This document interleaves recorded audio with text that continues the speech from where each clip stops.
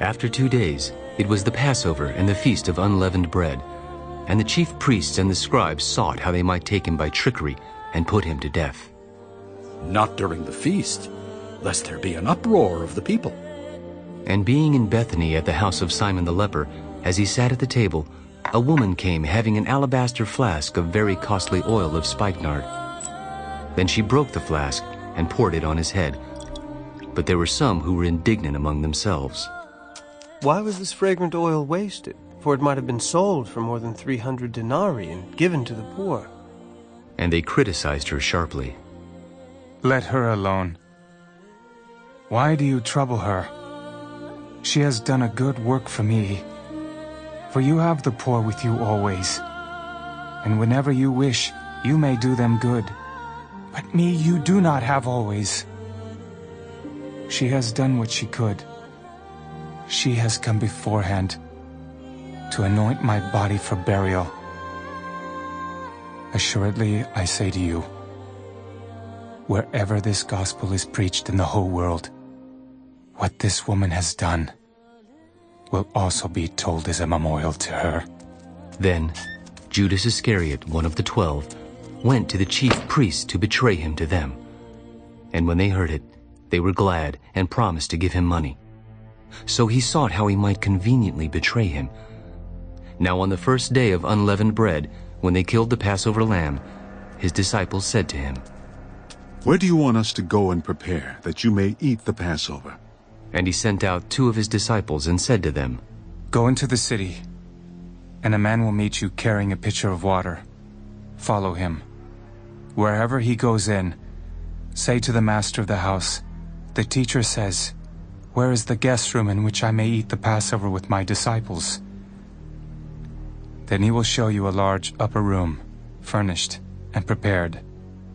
There, make ready for us."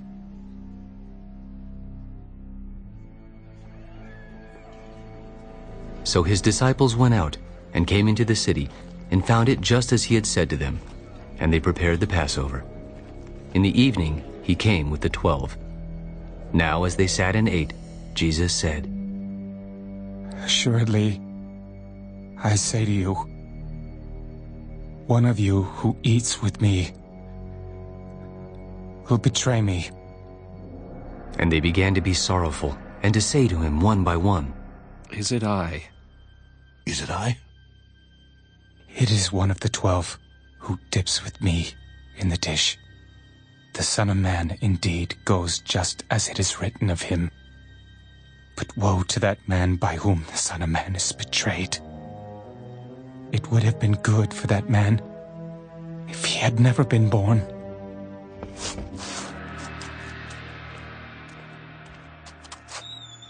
And as they were eating, Jesus took bread, blessed and broke it, and gave it to them.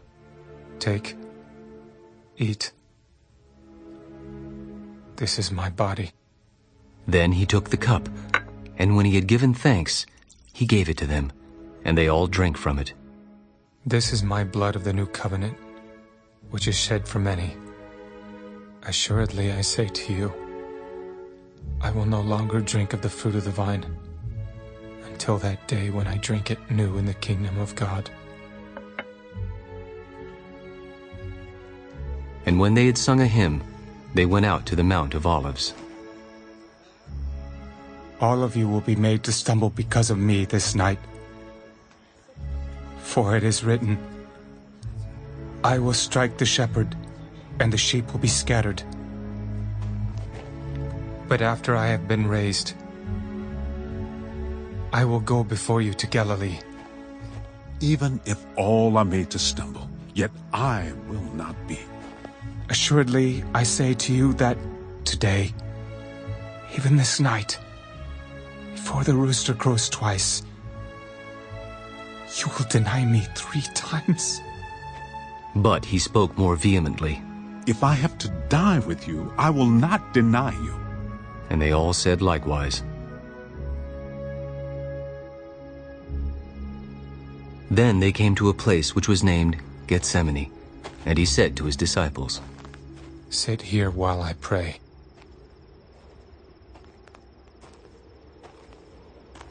And he took Peter, James, and John with him, and he began to be troubled and deeply distressed. My soul is exceedingly sorrowful, even to death. Stay here and watch.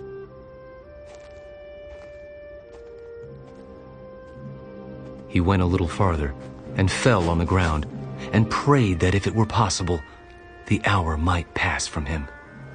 Abba, Father, all things are possible for you. Take this cup away from me. Nevertheless, not what I will, but what you will.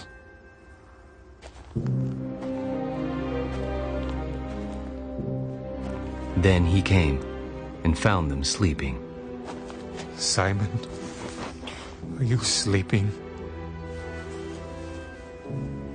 Could you not watch 1 hour?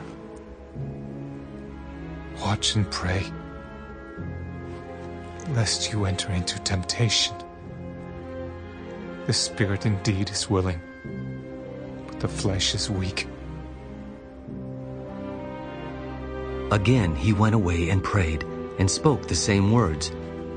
And when he returned, he found them asleep again, for their eyes were heavy, and they did not know what to answer him. Then he came the third time and said to them, Are you still sleeping and resting? It is enough. The hour has come. Behold, the Son of Man is being betrayed into the hands of sinners. Rise, let us be going.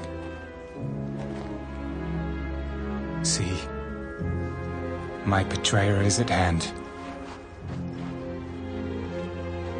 And immediately, while he was still speaking, Judas, one of the 12, with a great multitude with swords and clubs, came from the chief priests and the scribes and the elders. Now his betrayer had given them a signal. Whomever I kiss, he is the one. Seize him and lead him away safely. As soon as he had come, immediately he went up to him. Rabbi, Rabbi, and kissed him. Then they laid their hands on him and took him. And one of those who stood by drew his sword and struck the servant of the high priest and cut off his ear. Then Jesus answered and said to them, Have you come out as against a robber, with swords and clubs to take me? I was daily with you in the temple teaching, and you did not seize me. But the scriptures must be fulfilled. Then they all forsook him and fled.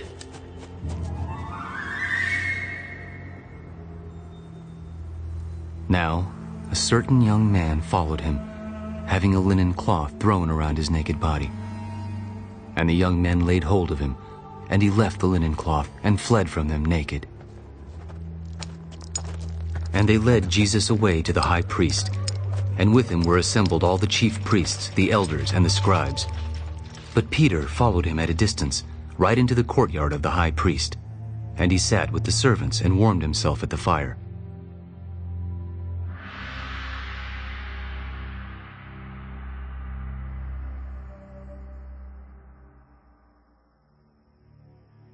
Now the chief priests and all the council sought testimony against Jesus to put him to death, but found none. For many bore false witness against him, but their testimonies did not agree. Then some rose up and bore false witness against him. We heard him say, I will destroy this temple made with hands, and within 3 days I will build another made without hands. But not even then did their testimony agree. And the high priest stood up in the midst and asked Jesus, Do you answer nothing? What is it these men testify against you? But he kept silent and answered nothing. Again the high priest asked him, Are you the Christ, the Son of the Blessed? I am. And you will see the Son of Man sitting at the right hand of the power and coming with the clouds of heaven. Then the high priest tore his clothes. What further need do we have of witnesses? You have heard the blasphemy. What do you think? And they all condemned him to be deserving of death. Then some began to spit on him, and to blindfold him, and to beat him. Prophesy! And the officers struck him with the palms of their hands. Now as Peter was below in the courtyard, one of the servant girls of the high priest came. And when she saw Peter warming himself, she looked at him and said, You also were with Jesus of Nazareth. I neither know nor understand what you are saying. And he went out on the porch, and a rooster crowed. And the servant girl saw him again, and began to say to those who stood by, This is one of them. But he denied it again. And a little later, those who stood by said to Peter again, Surely you are one of them, for you are a Galilean and your speech shows it. Then he began to curse and swear. I do not know this man of whom you speak. A second time, the rooster crowed. Then Peter called to mind the word that Jesus had said to him. Before the rooster crows twice, you will deny me 3 times.